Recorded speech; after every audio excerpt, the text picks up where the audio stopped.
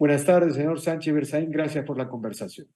Mucho gusto, don Víctor Andrés, a sus órdenes. Un saludo a toda la audiencia que usted tiene en las Américas. Gracias, don Carlos. Usted habla de este concepto de dos guerras, ¿no? De dos guerras, la guerra de Ucrania, la guerra del Medio Oriente, y de alguna manera están los mismos protagonistas, con diferentes énfasis, pero ahí están los protagonistas. Explíquenos este concepto, señor Sánchez A Berzaín. ver, lo que trato de hacer es explicar lo que está pasando en el mundo.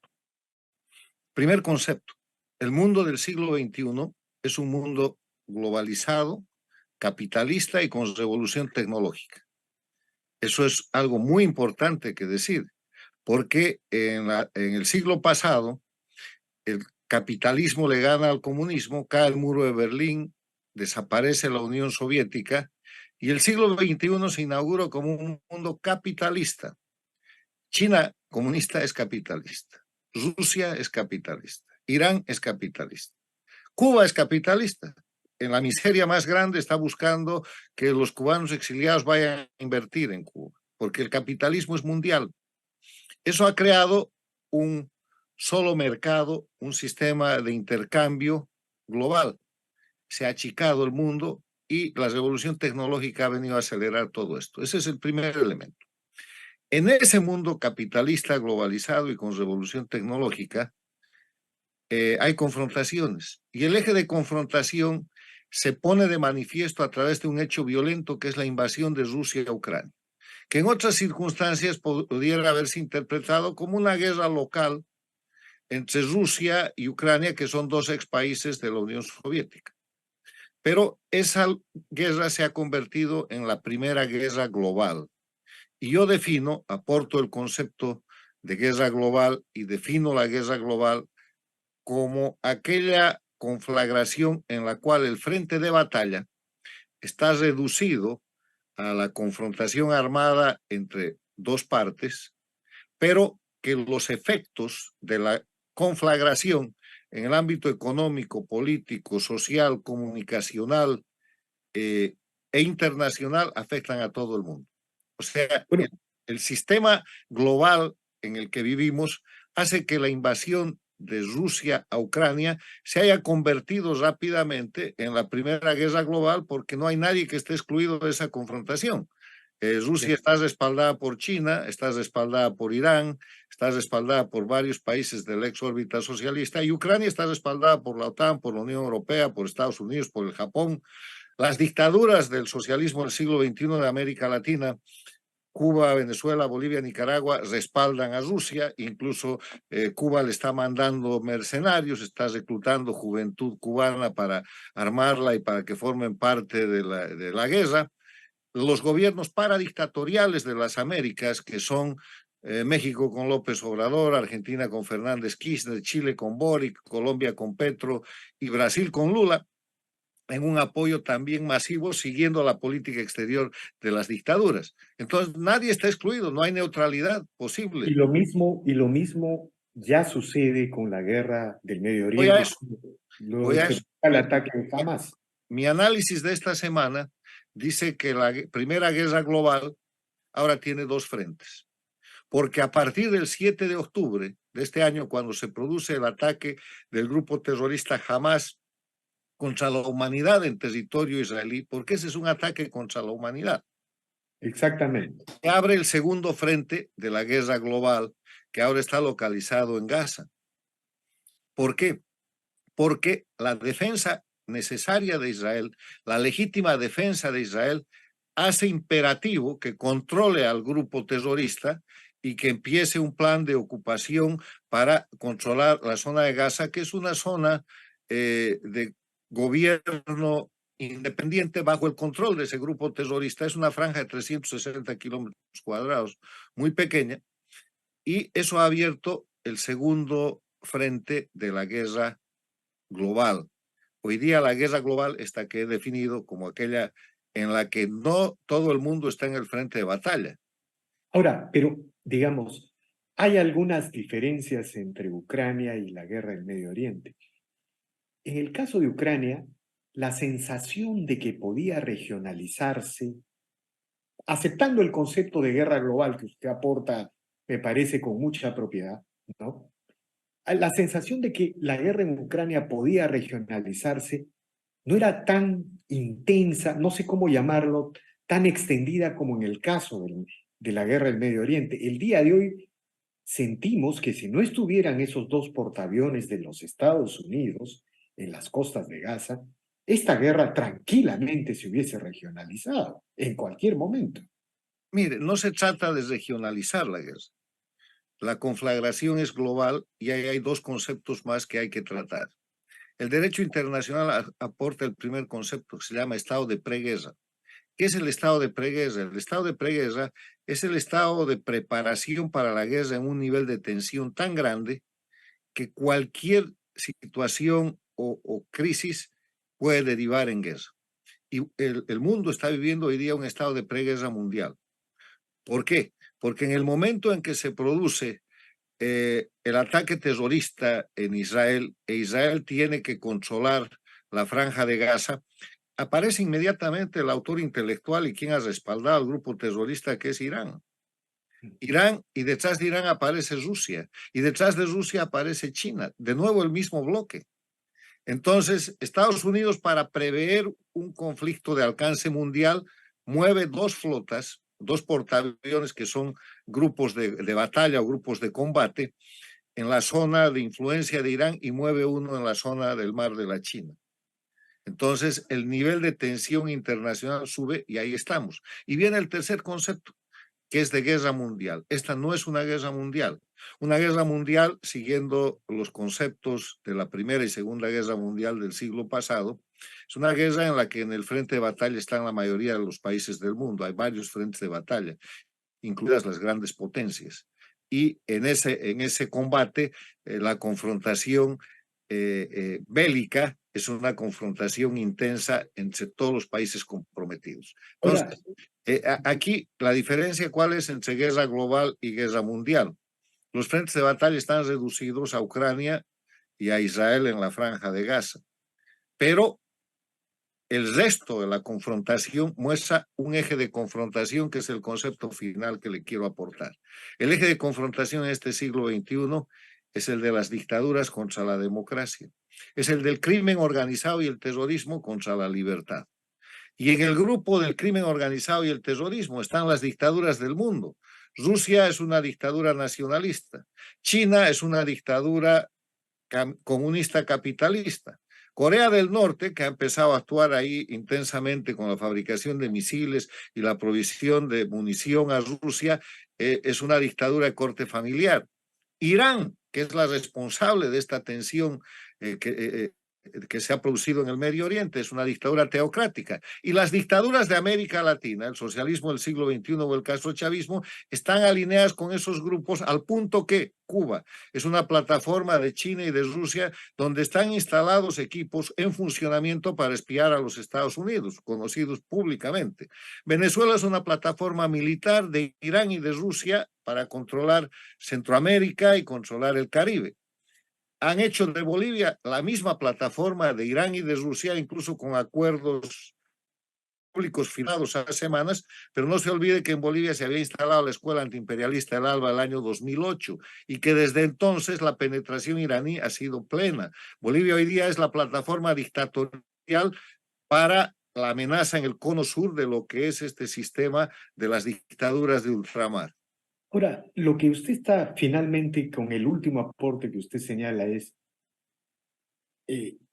todo se puede resumir a una confrontación entre el modelo occidental y las grandes convergencias antioccidentales. Que no es un problema de modelo, porque la economía es capitalista. ¿Sabe qué es lo que está en disputa? Pero, No está en disputa el qué, está en disputa el cómo. En un mundo globalizado, capitalista y con revolución tecnológica que nadie puede cambiar, la discusión no es ese qué, es cómo se maneja ese mundo. Y solo hay dos maneras. Con democracia, que quiere decir con libertad, con propiedad privada, con libre iniciativa, con respeto a los derechos humanos, con elecciones que permiten gobiernos que rindan cuentas y que operen y trabajen en el marco de la ley, que se conoce como Estado de Derecho, con separación e independencia de poderes y con prosperidad.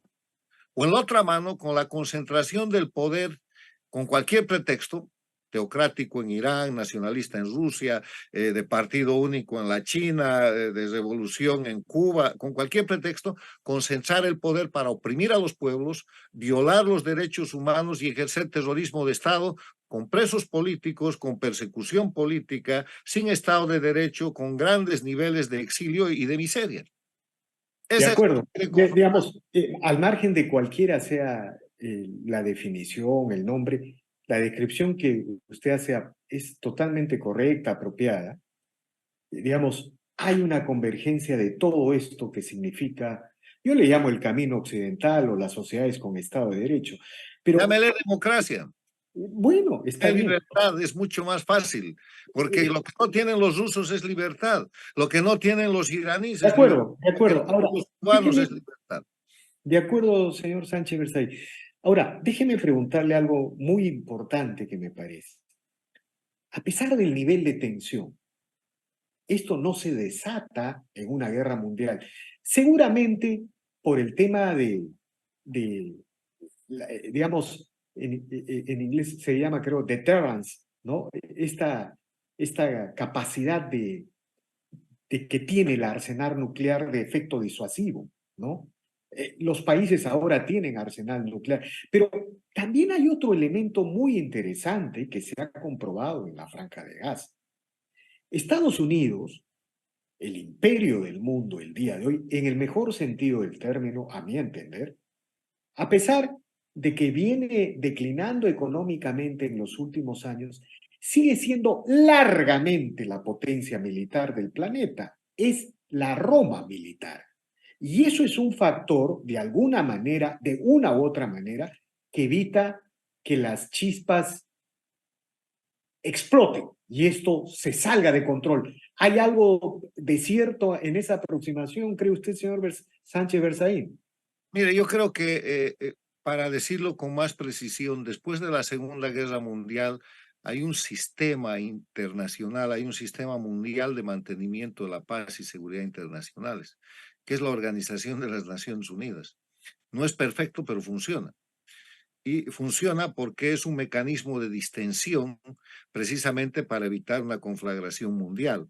Hay 5 miembros permanentes en el Consejo de Seguridad que tienen derecho de veto, que son los países ganadores de la Segunda Guerra Mundial. Estados Unidos, la Gran Bretaña, Francia, China, que Estados Unidos cambió de la China nacionalista a la China comunista, la actual, con la apertura de Nixon y Kissinger, y la Unión Soviética, que hoy día es Rusia. Entonces, por mal que parezca que funciona el sistema mundial, ayuda a mantener la paz y seguridad internacionales porque permite negociaciones, porque distiende y porque, así como sucedió en la Guerra Fría, donde había una guerra fría, pero habían solamente focos armados, digamos Vietnam, digamos la guerra de los contras en Centroamérica, digamos otras guerras en el Medio Oriente, evita llegar a una conflagración mundial. Eso está funcionando. Y la otra cosa que está funcionando es que los países con libertad y democracia, Estados Unidos, la Gran Bretaña, Francia, los países europeos, la Unión Europea, Japón, se han dado cuenta que hay que poner un freno a los países dictatoriales en este avance que tienen de amenazar militarmente al mundo libre. Y ojalá se den cuenta de que hay que cumplir las obligaciones jurídicas internacionales para cesar las dictaduras, cosa que se pide a gritos por los pueblos de América Latina, en Cuba, en Venezuela, en Bolivia y Nicaragua, donde esas dictaduras no tienen ninguna razón ni ninguna posibilidad de existir, pero existen nada más por una condescendencia que es incumplimiento de normas internacionales por parte del mundo democrático. Entonces, estamos avanzando en una situación en que con esta guerra global, con 2 frentes, Ucrania y Israel con Gaza, la agresión a Israel, la agresión a la humanidad, se van a clarear muchas cosas. Y para las Américas, el primer clareo es que las 4 dictaduras que están jefaturizadas, están lideradas por Cuba, que son Cuba, Venezuela, Bolivia y Nicaragua, son enemigos de la libertad, son bases del terrorismo y son una amenaza a la paz y la seguridad internacionales de la región. Y en el avanzar del tiempo algo hay que hacer con aquel. Ahora, una pregunta en términos de especulación, señor Sánchez Bersahí, la, la, la, la crueldad del fundamentalismo islámico, ¿no? Hemos visto a través de las redes sociales un terrorismo de lesa humanidad, de asesinatos contra la humanidad, y que el progresismo pretende evitar, condenar, levantando críticas a un solo lado del problema, ¿no? Mire, le voy a explicar eso. Esa es una práctica muy común en las dictaduras. Se llama la narrativa por la cual los regímenes dictatoriales achacan sus crímenes a las víctimas. Pasa en Cuba desde hace casi 65 años, pasa en Venezuela desde hace 24 años, pasa en Bolivia desde el 2003, pasa en Nicaragua, y pasa en la China, y pasa en Rusia, pasa en las dictaduras, donde no hay Estado de Derecho, donde no hay prensa libre, donde no hay protección jurídica al ciudadano y el ciudadano está en estado de indefensión. Entonces suceden cosas como estas. Le voy a explicar. El pueblo cubano sale desarmado a pedir patria, vida y libertad el 11 de julio, y el resultado es que la dictadura arremete a palos con violencia, mata gente, encarcela, y desde hace más de 2 años les está haciendo juicios por crímenes que nunca han cometido, en tribunales que no son tribunales sino linchamientos, y con narrativas que no corresponden a la verdad. En Bolivia, el año 2019, Morales hace fraude electoral y renuncia, y los rescata México por orden de Cuba y lo saca. Y después va a México y a Cuba. Y cuando regresa, porque reinstalan el sistema dictatorial, él dice: esto no ha sido una renuncia, ha sido un golpe de Estado. Y empieza a encarcelar, con el pretexto del golpe de Estado, a toda la gente que hoy día está presa política. Hay casi 290 presos políticos. Entonces, lo mismo está pasando con el Estado de Israel. Atacan con crímenes de lesa humanidad, con verdaderas masacres que todo el mundo puede ver, pero sale la narrativa del terrorismo y dice: esto es culpa de Israel. Oh, y es lo mismo que hace Cuba, Venezuela, Bolivia, Pero, Nicaragua, Rusia. señor don Carlos, Se llama narrativa. de acuerdo, Final. pero totalmente de acuerdo eso, pero lo que ha impresionado es la manera como en las principales ciudades de Occidente, incluso en las universidades de Estados Unidos, en la Ivy League, se ha visto una movilización tolerante que ha Pero, evitado condenar el terrorismo islámico. es O que, sea, es como si Occidente estuviera en problemas por dentro. no, eso es la libertad. Si usted va a Irán y hace una manifestación contra No, la nada. ayatolá, lo acaban a palos, o pasa lo que ha pasado el 11J y después sigue pasando en Cuba, porque después de julio de hace 2 años, en Cuba no han dejado de haber manifestaciones, hay todos los días. En el mes pasado de octubre han habido 68 manifestaciones, o sea, no ha acabado. Pero si usted, esto que usted está relatando es el abuso de la libertad, y eso tiene que ser una señal importante para mostrar lo que es la libertad en democracia. Primero, son grupos minoritarios. Por más que usted llene un patio en una universidad como Harvard, en una universidad cualquiera de Estados Unidos, 2,000 personas no quiere decir nada, porque tienen un plantel de 50,000, de 100,000 o más alumnos. Segunda cosa, son grupos movilizados con intereses específicos. O sea, son grupos de movilización financiados, adecuadamente sostenidos y dogmatizados para eso, que están haciendo uso de la libre expresión, de la democracia y de la libertad para expresar puntos de vista absolutamente equivocados. Y ahí es donde tiene que venir la vigencia del Estado de Derecho, porque cuando esa equivocación pasa la línea de lo que es la libre expresión y empieza a ser apoyo al crimen, empieza a ser apología del delito, apología de crímenes de lesa humanidad, el Estado de Derecho empieza a tomar parte y reacciona. ¿Qué es lo que está pasando? Están siendo llevados a tribunales, le están pidiendo explicaciones, los están procesando en los centros universitarios, en muchos casos los están separando de esos centros. O sea, no se preocupe. La democracia tiene libertad y los mecanismos de la defensa de la libertad O de funcionan. todas maneras, Además de algo que es muy importante, la censura mundial contra esa gente y la evidencia de que eso está manipulado. Bueno, hay que ser optimista, don Carlos, pero yo sí creo que Occidente es su filosofía y su filosofía estuvo en su universidad. Y si las grandes universidades están tomadas por estas corrientes neomarxistas, hay mucho que trabajar ahí para seguir preservando la libertad.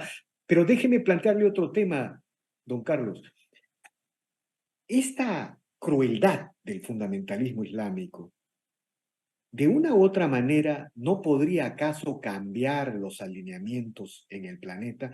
Yo recuerdo mucho este libro de Huntington, que es El choque de civilizaciones, el Clash of Civilization, este libro, que hablaba de que el mundo avanzaba hacia una confrontación de culturas. Entonces, yo me pongo a pensar en este contexto, Rusia, el eje pan-ruso, de alguna manera también está amenazado por este fundamentalismo islámico. Esto no da pie a que en el mundo puedan haber, es una especulación, no es lo que está sucediendo en la realidad.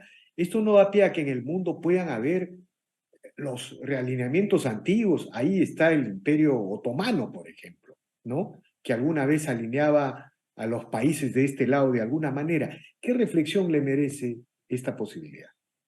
Mire, de nuevo, el mundo del siglo XXI está globalizado, es capitalista y hay revolución tecnológica. Es un mundo hiperinformado y esa información es libertad. Se puede abusar de esa libertad, pero todo lo dogmático está condenado al fracaso, está siendo reemplazado por la evidencia del acceso a la constatación científica y al mundo de la realidad objetiva que tiene toda la gente. Las religiones están teniendo problemas porque sus dogmas se están cayendo por el avance de la ciencia.